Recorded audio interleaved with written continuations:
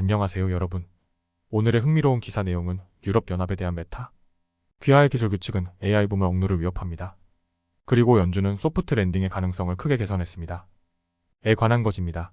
우선 좋아요 버튼을 누르고 채널 구독 및 알림 설정도 잊지 마세요. 여러분의 관심과 지지가 저희에게 큰 힘이 됩니다. 첫 영상은 월스트리트 저널 기사를 바탕으로 유럽연합 이후의 기술 규제가 인공지능 AI 성장에 미칠 수 있는 영향을 다뤄보겠습니다.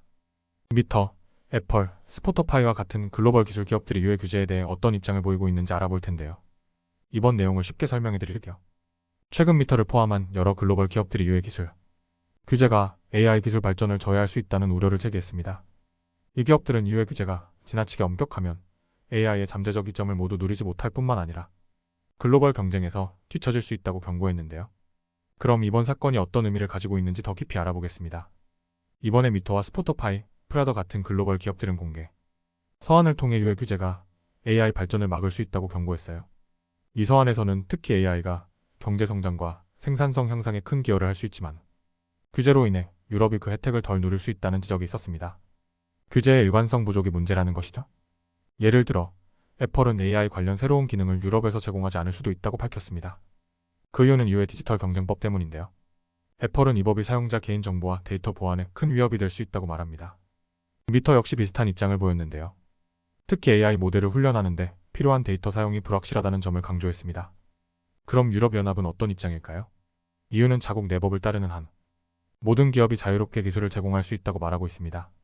하지만 이 규제들이 대형 기술 기업들의 독점을 막고 허위 정보와 불법 콘텐츠를 통제하기 위한 중요한 수단이라고 주장합니다. 그럼에도 불구하고 이러한 규제들이 AI 발전에 장애물이 될 수 있다는 기업들의 우려는 여전히 남아 있습니다. 이처럼 규제가 기술 발전을 저해할 가능성이 있다는 비판은 유럽이 AI 분야에서 뒤처질 수 있다는 경고로 이어집니다.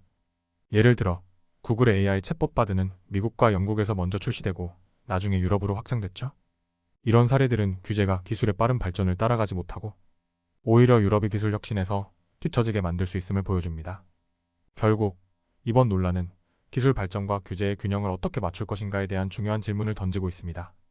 AI 기술은 앞으로 더욱 중요한 역할을 할 것이고 각국은 이에 대한 규제를 강화하고 있습니다. 하지만 지나친 규제는 오히려 기술 발전을 저해할 수 있다는 것이 오늘의 핵심이죠.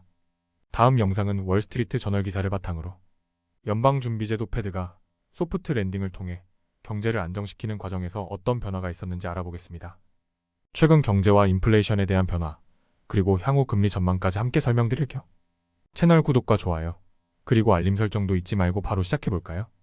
최근 연준은 미국 경제가 낮은 인플레이션과 안정적인 고용을 유지하는 소프트 랜딩 가능성을 크게 개선했다고 발표했습니다. 소프트 랜딩이란 경기 침체 없이 인플레이션을 억제하면서 경제 성장을 유지하는 것을 말하는데요. 한때 어려워 보였던 이 가능성이 이제 점점 현실로 다가오고 있습니다.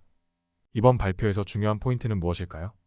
우선 지난 몇 년 동안 미국 경제는 급격한 변화 속에서 많은 어려움을 겪었습니다. 인플레이션은 치솟았고 금리는 20년 만에 최고 수준에 도달했죠. 하지만 최근 몇 달간 미국은 낮은 인플레이션, 낮은 실업률, 견고한 경제 성장을 동시에 보여주고 있습니다. 한때 불가능해 보였던 경제 정상화가 이제는 서서히 이루어지고 있는 겁니다.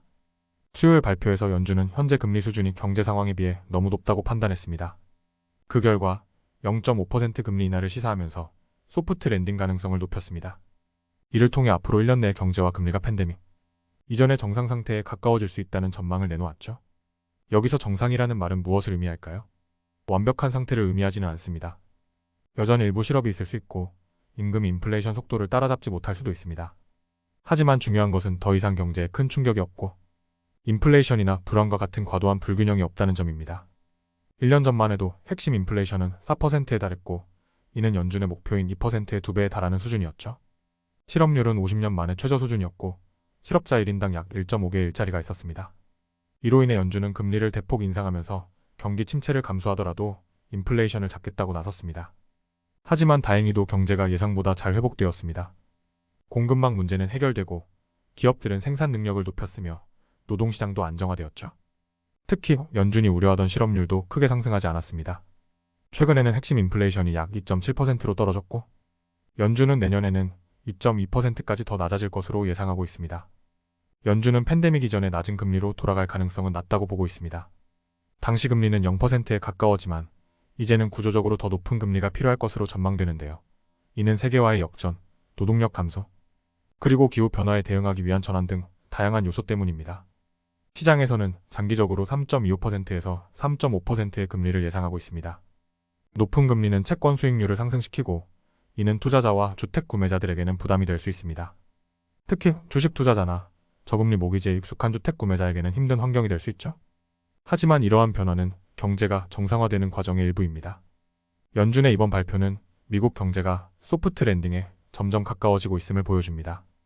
금리가 안정화되고 인플레이션도 점차 잡혀가고 있는 가운데 우리는 더 나은 경제 환경을 기대할 수 있게 되었죠. 앞으로의 금리 인하와 경제 상황 변화를 주의 깊게 지켜봐야겠습니다. 오늘은 여기까지입니다. 다음 영상에서 더 유익하고 흥미로운 내용으로 찾아뵙겠습니다. 이 영상은 투자 의견이 아닙니다. 매우 감사합니다.